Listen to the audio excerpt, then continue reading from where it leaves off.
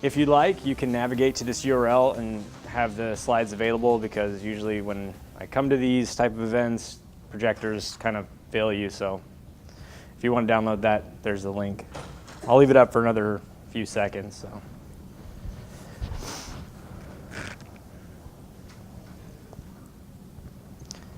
All right, so if everybody's good. All right, so a few things I want to mention before we get started. The DoubleTree in Austin here is run by Satan themselves. They'll sell your room without telling you. You'll be woken up at all hours of the evening. If you do manage to get a room, so some of those are more suggestions than. Yeah. We came in yesterday, 3 of us came in and they'd sold our rooms. They didn't even tell us, so things got interesting. Those that actually did have a room were woken up at 5 a.m., so yeah, with a fire alarm, so anyways. Only you're not invited to rooms. Did you set the fire? Yeah, who knows, right? There are a lot of questions. A lot of unanswered questions.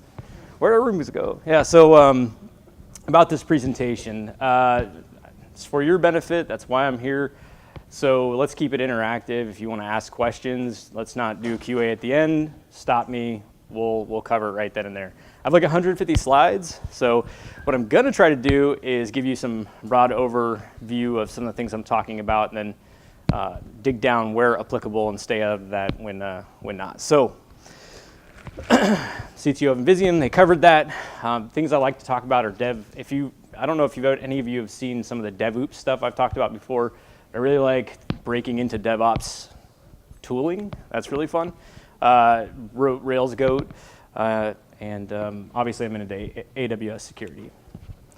All right, so I'm the CTO of a security company that comes with its own challenges, but then using AWS and being responsible for the security of that infrastructure, a whole other set of challenges, right? Things are changing pretty quickly, pretty often, and I'm responsible for keeping that secure. So what I have come across from other security teams is a situation, and stop me if this sounds familiar, basically you've got developers who are saying, hey, we want to push into AWS. And security doesn't necessarily have that AWS background or AWS security experience and is trying to catch up. Or maybe you have a little bit of experience, but still a challenge for you and still that's something that's new. So I figure give you some of the practical lessons I learned, maybe that will help you. All right, so high level, we want to prevent bad stuff from happening, alert ourselves if it's happening, and then recover from it, if the worst case does happen. So basically, the practical plan consists of hardening the environment so it's hard to get to, monitoring for changes that are security impacting, monitoring for people trying to attack you, and then being able to restore from an actual attack. So if you have not taken it, have not seen it, AWS does a great job of offering different CBTs. This one's free, and it's a security fundamentals course. I really recommend it. It covers a lot of things at a high level, and some a little bit lower level, so it's pretty good. But they give you their security plan, and a lot of what I talk about falls in line with their security plan. So nice to see the practicality matches up with AWS's security course.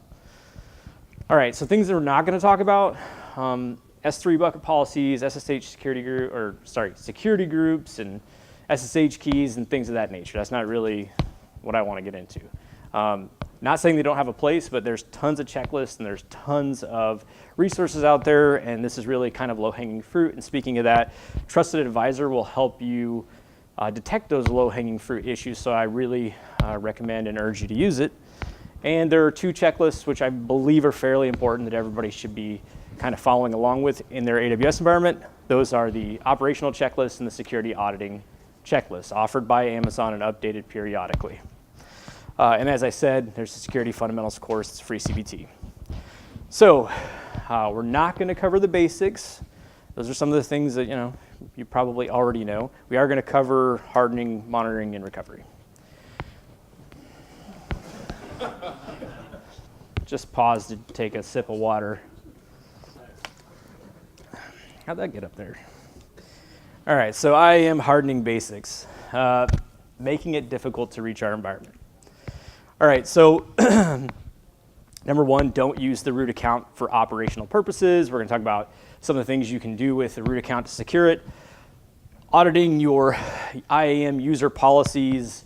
We're going to talk about multi-factor authentication and some other things. So the root account, every AWS organization, every AWS environment has a root account. We all know this. Only use it when you absolutely have to use it, though. There are only certain situations in which the root account is actually required. For most operational tasks, root account's not required. And there's a reason for this. When we go through setting up alerts, we want to know that the root account has been used. The root account has been used.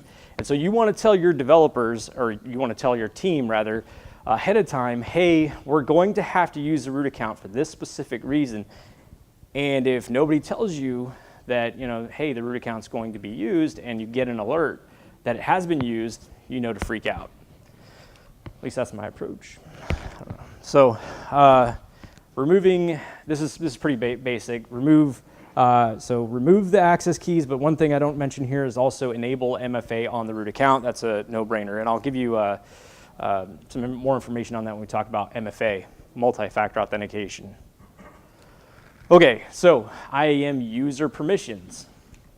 This is I really find this to be super complex in the sense that, okay, so each user has a managed policy and they have inline policies. Sorry, I shouldn't say it in a singular form, I should say plural form. So every user has, they can have managed policies, inline policies. They can belong to groups that also have additional managed policies and inline policies. And if ever you had to audit this in a real organization using AWS, it can become this web of complexity, and you don't actually know what people have access to, and obviously that's a problem. And to briefly describe, managed policies are policies that can be attached to multiple users, groups, roles, whereas inline policies are attached only to one user, group, or role.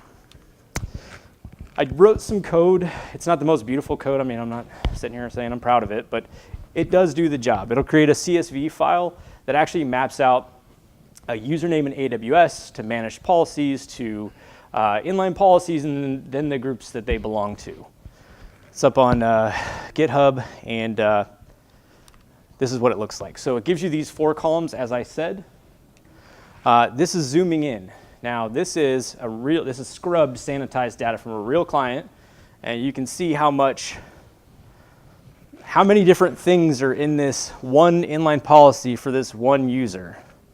So it's a little bit of a catastrophe. So why are IAM user policies important? So if you're an organization that has sensitive data in IAM and you have to actually audit who has access to what, they may have more access than you realize, right? I've seen basically a situation where there were some encrypted volumes and some encrypted instances, there were instances that had encrypted volumes that had limited access. Problem is, there were snapshots taken of those, unencrypted volumes that should have been encrypted. And those unencrypted volume snapshots were taken. And the problem is that anybody with EC2 access can spin up an EC2 instance and attach an unencrypted volume. When you encrypt the volume, however, you have this KMS setup within AWS, which means to access the key used to encrypt that volume, you actually have to be explicitly allowed to do that as a user. So having sensitive data, knowing who has access to what, super important. You need to audit that pretty frequently. What I will say is, no, go ahead. Yeah, I thought it worth mentioning. There's a tool that I use called Scout 2 that allows you to view a lot of that the IAM policy stuff all in line. Mm-hmm. That's really nice. So it'll have all the inline policies, the managed policies, and the users, and what all of the assets that hang off of their stuff all in a visual format. It puts out a nice HTML doc. Yeah. And I've used it to give my bosses and be like, hey, look, everybody's got too much shit. Too much access. Yeah, and actually that's mentioned in the incident response. It's like one of the very last slides, but I'm glad you brought it up because, yeah, there's my code, by the way, it's not super pretty, but that output is, and also SecurityMonkey has great change management tracking, and it's open source by Netflix. There's something called the AWS well-architected framework, which is a lot of what the security aspect of it is a lot of what you're talking about as well. Mm-hmm. So, and that's published by them as you should be doing this. Mm-hmm. So worth looking at if you're trying to follow a standard. Yep. Okay, so did everybody hear that? AWS has a framework, what's it called? The well-architected framework. The well-architected framework that you should look up and talks a bit about some of the stuff that we're covering. Okay, so AWS is a flexible environment as well, so as that changes, you obviously, as new things get spun up, you need to know who has access. So it's just a good idea to know who has access to what. When we talk about multi-factor authentication. For some of you, this is super simple. You already know how to do this. For those that don't, multi-factor authentication is essentially two-factor authentication. If your credentials are guessed or stolen, this protects you as any two-factor authentication piece would. You can use Google Authenticator, Gemalto hardware, Google Authenticator being one version of like the virtual device, and Gemalto being the like hardware device for two-factor auth. Put a full list in here.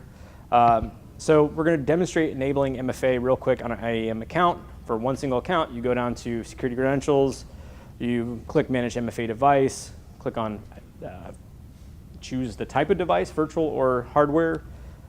If you've done a virtual device, take a picture with your phone of the QR code and type in your authentication code. You're good to go. So one problem, though, is that unless you have the IAM permissions, you won't actually be allowed to do this, right? Unless you're an administrator or you have those IAM permissions, you're kind of out of luck. So here's a policy that can actually fix that. So we've got a link in here for that, and this will allow a user to manage their own MFA device. Now, back to multi-factor authentication for root. You can use TOTP. TOTP protocol is essentially what they use to generate those MFA tokens, or can be shared as well in like LastPass and 1Password. And I like 1Password, so. All right, so API and MFA. Multi-factor authentication is typically thought of for the web console, but what a lot of people don't realize is that you can actually put multi-factor authentication onto the API. The API being what's used when you don't need to log in the web console and you want to automate tasks, which usually means you want to write some code that does something. And we all know keys never get stored in source code, so should be fine. What happens if keys do get disclosed? Anybody heard of code spaces? 1, 2, nobody else. That makes sense. They closed down because somebody stole their secret keys, burned down their AWS environment, and then that was it for them. They just went out of business. Granted, though, that's not usually what happens in the worst case scenario. What usually happens is somebody wakes up and they're like, we got $10,000, $20,000, $50,000 in expenses that now we're culpable for, allowable for, because we didn't do anything to secure our AWS environment. That's the most likely situation. So let's talk about, and by the way, you will notice I mentioned that you're financially responsible. Later I'll show you a thread that talks a little bit, I'll give you a link to a thread that talks a little bit about that and why you're financially responsible, or could be. So, all right, so basically enforce, so we're talking about enforcing MFA. This actually enforces MFA, the policy I'm about to show you, on whoever has this policy attached to their account. So this will require, you'll see this line right here. It says condition Boolean, multi-factor authentication present. When that's on a policy and then attached to a group or user, whatever the case is, they have to use multi-factor authentication for the web and the API. But it's kind of a pain. It kind of causes problems. So really be careful of where you want to actually, or who you want to attach this to, that's for sure. But you can use STS. I'll give you some code that actually, here's a gist. So I'll give you some code and walk you through it real quick. It's just a proof of concept. Obviously, you're not going to use this every day for operational purposes, but it does explain how STS works with MFA. So essentially, I've got this screenshot of code, and you put in your access key ID, you put in your access key secret, the serial number of your MFA device, and the MFA code, so your Google Authenticator code or whatever you're using. And then when you run this for 3,600 seconds, this is going to be the credentials you get back will be valid, right? So what you get back when you run this script is a new access key ID, a new access secret, and a session token. And it's, again, pretty much available for you all day to use. And you can obviously change the duration of how long those temporary credentials are actually good for. This is an example of using it. This is a EC2 API tools that AWS put out, passing in a few options. We actually get a response back, so we know STS does work with MFA. And if you don't like Ruby, you can use Python. Or Python and Bash, I think, is a combination. STS does not work with Elastic Beanstalk. So if you are using Elastic Beanstalk, the answer would be to use Code Pipeline. And that pulls from AWS's S3, from Code Commit, and then also from GitHub. And then, yeah, I'm not going to cover that. So password policy, real quickly. Password policies should have some level of complexity. I've seen orgs with no password policies. Here's an example password policy. Don't want to spend all the time in the world on it, but it is still something to mention. So again, make credentials hard to guess, make them hard to use if they are stolen, and protect your king, which is a root. So this is like sort of the more fun for me section. All right, so assuming prevention has failed, so like let's say an access key of Abdullah here is stolen. Abdullah's the guy I work with, and I'm putting him on the spot. So let's say your access key is stolen. I want to know that if somebody's using those keys to do something bad inside the environment, I want to know about it, right? So there are 4 services we're going to talk about, and then we're going to show some integration and some different things. So one thing to mention is some of the things I'm going to show you have a lot of noise. So when we get to Lambda, that should help you avoid some of that noise by pinpointing what you want to actually hear. Okay, so CloudTrail, that's essentially logs. It's where you store your logs. SNS is used for sending notifications. That's a messaging service. Config, that's like that pretty much tells you what is changing, what has changed, and it does that for every resource if you'd like it to inside of AWS. And then there's CloudWatch, which is for very pinpointed, fine-grained alerting. Okay, so at a high level, it's sort of all of these services feeding down into CloudTrail, logs being stored, and then that information being parsed to actually provide you with some notifications. What we're really going to focus on is taking with config and CloudWatch from those CloudTrail logs, pushing to SNS, which will send you notifications. So CloudTrail. Basically, to use it, you just turn it on. You give it a name, you walk through a few steps, configure a log group, allow creation of the IAM role that happens automatically, and you've got CloudTrail enabled. Really that easy. It's probably one of the easiest things in AWS to actually do.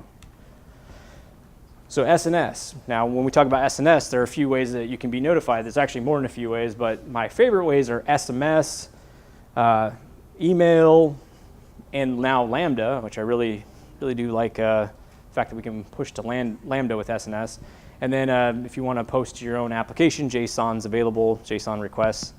You can receive, so basically when you've got really important things happening in your environment, when things that you should be really worried about are happening, this will have the ability to alert you in real time that something's going wrong, like if you want a text message. So in order to create a topic inside of, so a topic is something that you subscribe to. A topic is, hey, root account usage. The root account's being used. So I'm going to create this topic, and then I'm going to subscribe to it. So basically, you can have multiple subscribers for one topic. So you can have like your VP of engineering or your head of security or whatever subscribe to a topic, and they'll know that root account's being used in this case. Picture of SMS, email. All right, so config. We're moving on to config. I'm kind of having a burn through here. So Config is, like I said, a tool that just tracks anything that at all is changing based off of what it sees in CloudTrail. It's really nice for compliance purposes, for incident response.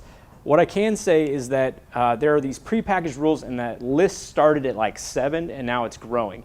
And the ones I wanted to point out that I actually think are really interesting is config will let you know if like root account MFA is no longer enabled, or if it becomes if there's any change in the root account having MFA attached to it, you'll know about it. I think it's really cool that, you know, RDS, those databases, right, MySQL, Postgres, taken care of by AWS, a service where AWS hosts that for you. If encryption is no longer turned on, it'll let you know. I think that's really cool. But that list is available here, and you can see how it's growing. You can see what other prepackaged rules you can choose from. So things that you can be really explicit about, any changes in a firewall, security group, any changes in the VPC, or anything at all. So this is me saying, hey, I want to know about changes in the network ACL and in the VPC. But when I get to this other option, I say, no, I want to know about everything. If anything at all changes, and this is super noisy, if anything changes, let me know about it. I started with this and then had to sort of refine it from there, because that you get a lot of notifications. So these steps, again, you can go back through the slides, but we're going to create a bucket, assign it to an SNS topic, allow the role to be created, and that is the gist with config. Now CloudWatch, this is where it gets fine-grained. We're going to talk about, so the few things we're talking about are putting alarms on like root account usage. We're going to put an alarm on unauthorized activity, failed logins, and then we're going to show integration of Slack and Lambda. All right, so we can be very particular about what we want to see. These are the 4 alerts we're going to walk through. Let's go right to billing alarm. So why do you care about a billing alarm? If you start spending a lot of money and your organization, let's say your limit per month, you usually spend $1,500, and all of a sudden you're spending $30,000. Clearly something's up. I mean, even if it's not a security issue, you obviously need to know about this. So this is a very basic minimum alarm you should have. So you'd navigate to billing and alerts. You'd enable your account to receive billing alerts. You go in and you create a SNS topic, call it billing alert, subscribe to the topic. Now, this part I always like to be very clear about. On the left, you see I've highlighted metrics. There are 2 ways that you primarily build these CloudWatch alarms. Logs are CloudTrail logs. They're CloudTrail streams, log streams, and that's where you want to actually put in a filter, or it's almost like a regular expression where you say, hey, I want to be looking for these specific things, pull them out of the logs, grok it, send a notification off when that thing happens. Metrics, on the other hand, are predetermined values that you are going to configure some thresholds on, and we'll show that.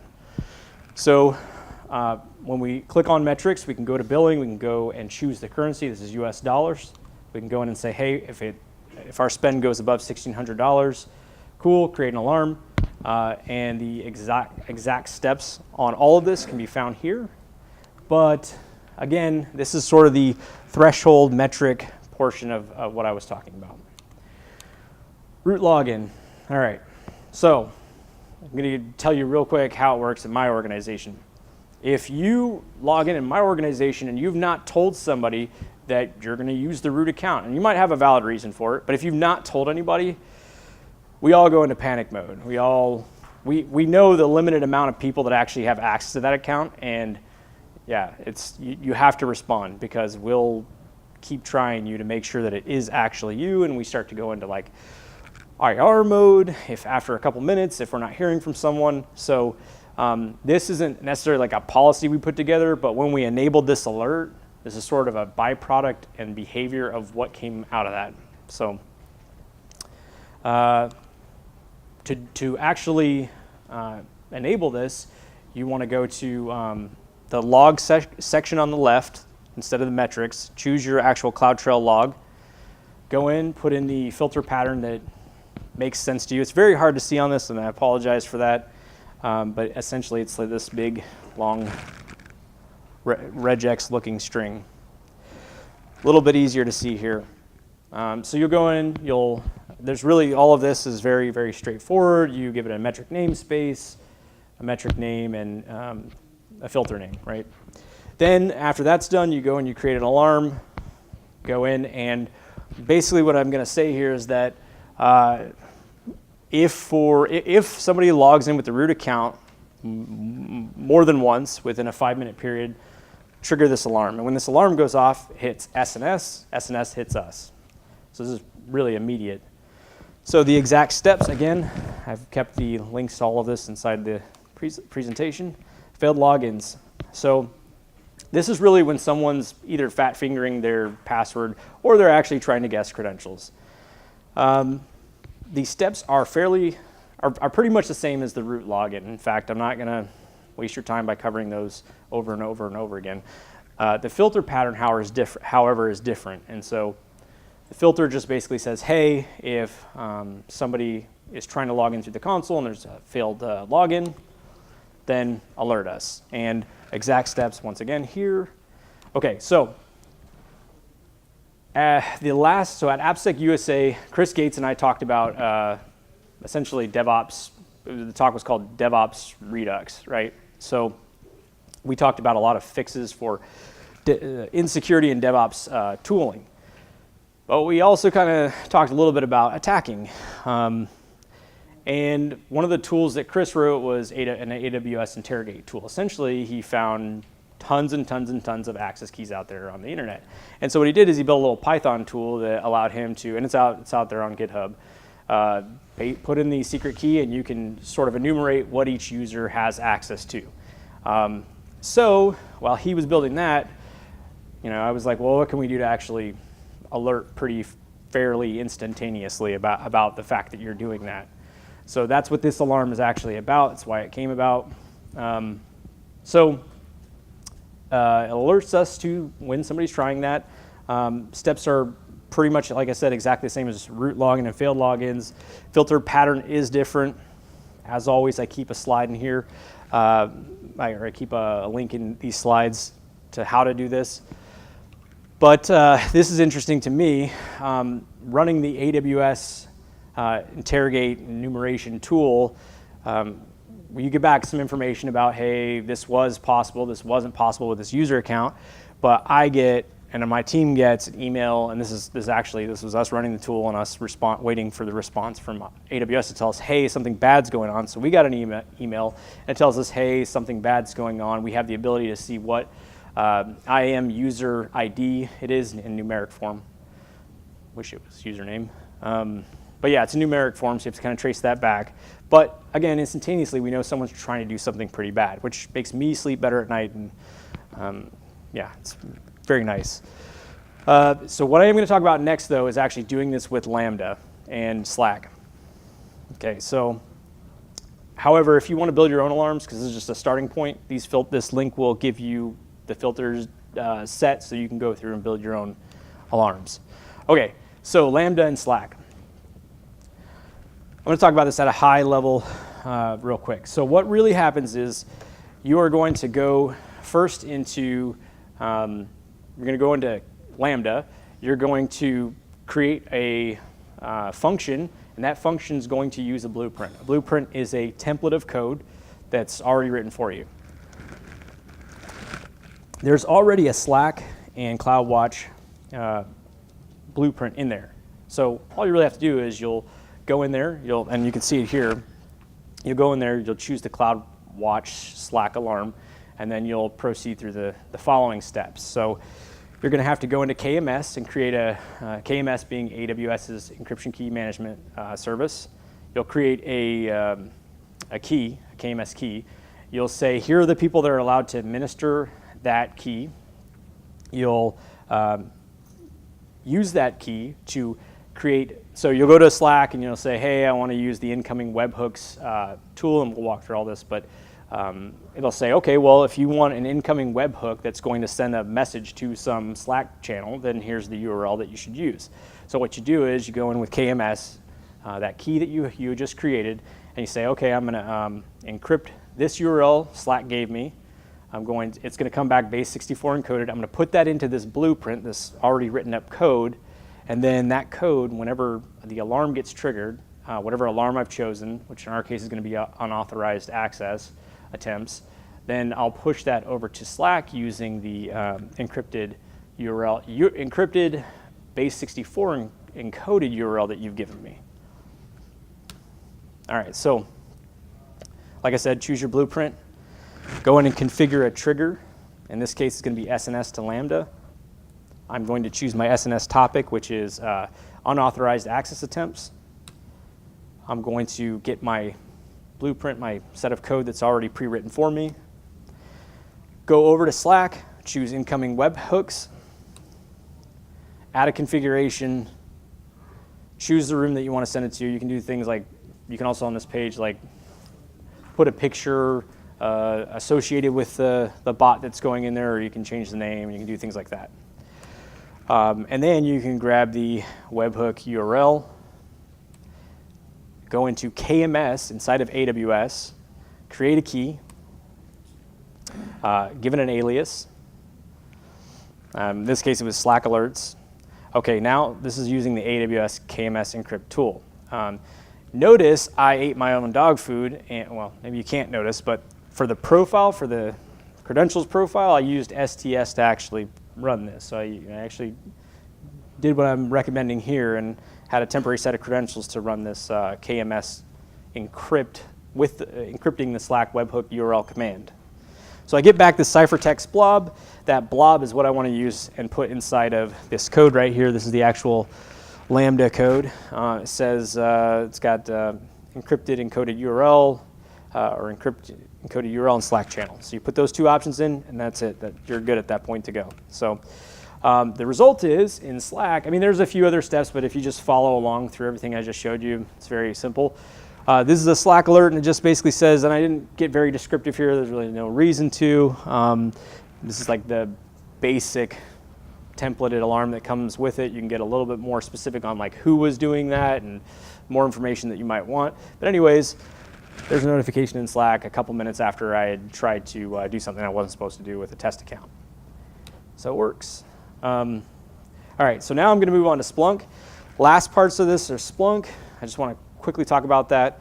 Then we're going to talk about incident response and then recovery. And that'll be it. So, all right, so Splunk, I really like it. I'm sure y'all are using it. I like the Splunk app for AWS and Splunk add-on.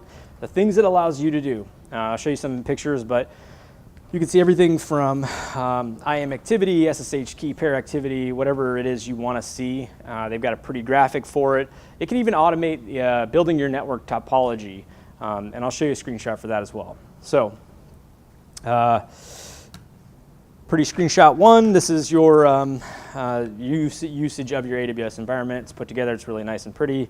This is the network topology diagram I was talking about. That's really nice. And then this is your billing information. How much did you have to change the scripting to do this, and how much was out of the box for that? Pretty much out of the box. There is a little bit of configuration from your side for AWS specifically. It's actually nothing to do with Splunk. But yeah, out of the box. You do have to have Splunk Enterprise, obviously, because if you don't have Splunk Enterprise, you can't install an app. Where are you hosting Splunk? I don't know. Where are you hosting Splunk? Are you hosting Splunk in your own AWS infrastructure? Are you using Splunk? We may or may not have multiple Splunk or multiple AWS environments. Maybe, maybe not. I don't know. Sorry, security conference. There's only so much I'll say. But that's a good point, though. I think what you're driving at is don't put Splunk inside of the environment you want to secure. Right, and then how do you deploy it? Because that's a lot of information going through there. Say that last part again? The searching that you're doing is what you pay for with Splunk in a lot of ways. Right. Yeah, so you're talking about creating a lot of searches that you're then going to depend on, and Splunk now has you hostage. So how big a Splunk deployment is running in AWS and how expensive is that is kind of what I was driving at. Okay, not very expensive, and you can go with your, what's the smallest tier, like 1 gig a month? It's 10 gigabits? Or is it 500 meg? Yeah, so I think it's 1 gig for the lowest tiered paid for version. You can get away with that, or I think even the free version you'd probably be fine with. So it's actually not that, you're not really held. So by the way, everything you can do inside of Splunk, you can do inside of AWS. It's not necessarily held hostage, but sometimes like you know, it's just one place to go that maybe, or second place to go that you might like. I think it's the easy button, frankly, and it shows you so much without you having to do very much. So, and actually on that note, to create the account, so you create an account inside of AWS for Splunk. So Splunk can grab information, and basically there's a policy that you attach. It's specifically for the Splunk user, and yeah, attach to them. They'll attach to that Splunk user. They'll have the permission to grab what they need, and you go in and do configure. And you configure per service on how you want all this stuff to feed in. There's a little bit of extra work which I'm not talking about inside of AWS, which involves SQS and SNS to build that. Like, there's a few things it builds on top, but you don't. There's instructions with Splunk, the Splunk app to do all this, so it's not too complicated. And then, yeah, which is kind of what I'm kind of just drove at. So again, alert yourself when things change. Things will get noisy. Do instant alerting when necessary or when it makes sense. To this œOur thread. So this is like one of my favorite things to read about this topic because there's a few things to highlight. So one is everybody, if you go to this thread, you'll see everybody saying the same thing. Yes, my access keys were stolen or they were leaked. I ran up a huge bill with AWS over and over and over again. Another thing is that AWS apparently has a board where they can review your case. And if you've done nothing to harden your environment or you've been, you just haven't taken advantage of any of the things they offer to protect your account, you and your organization can be held legally liable for the costs that you've incurred. And then I think one thing we all in this room get, but whenever I'm talking to developers, I kind of just mention it, is that you know, there's bots out there scouring the web. His name's Chris Gates, and he's looking for your access keys and getting your environment. So, all right, so restoration and recovery. You should know this. These are some basic things, not necessarily AWS specific. Know who to contact, know the channels in which to communicate over, practice that, and know where to go to restore data and how to figure out, like, go back through logs and figure out what happened. So my one recommendation, talking about multiple AWS environments, is do not use the same AWS environment to back up your AWS environment. That'd be a huge mistake. A disaster, in fact. But what I have heard people are doing is creating a secondary or tertiary account using Glacier and S3 to move their backups over to that account. And that account is highly restricted to just a couple people or a few people. Maybe the security team, maybe the heads of the engineering organization, whatever the case is. So there are some resources for actually performing backups, but the problem is I can't give you a silver bullet. There's no product that I'd love to tell you about a product that somebody had built that is a silver bullet and backs everything up for you seamlessly, does it off-site or whatever the case is, but there's really nothing out there. So if anybody's looking for product ideas, there you go. And then in terms of incident response, I don't really want to talk about this in depth because back to Scout 2, Alex McCormick at DerbyCon and Andrew Krug had this awesome talk on incident response inside of AWS. There's a YouTube video, right? It's a really good talk. Kudos to them. So I really recommend you go and check out that talk. Everything you know about incident response within AWS, I think they'll cover at a fairly high level. Okay, presentation recap. I think we all know not to stay at the Hilton, the DoubleTree Hilton. Just my personal opinion. What's that? They had free cookies. They did have free cookies, probably laced with, I won't say anything more. Anyways, so real recap, make your environment harder to reach, limit access if somebody has stolen some credentials and has gotten in, have a plan for, obviously if things go wrong, And I hope also, if you have questions and you don't really want to talk about it here, just I'm at the conference today and tomorrow. Just come up or after this or whatever, and we'll hopefully answer the question. I don't know. So that's my information. Thanks again. Appreciate it. Thanks.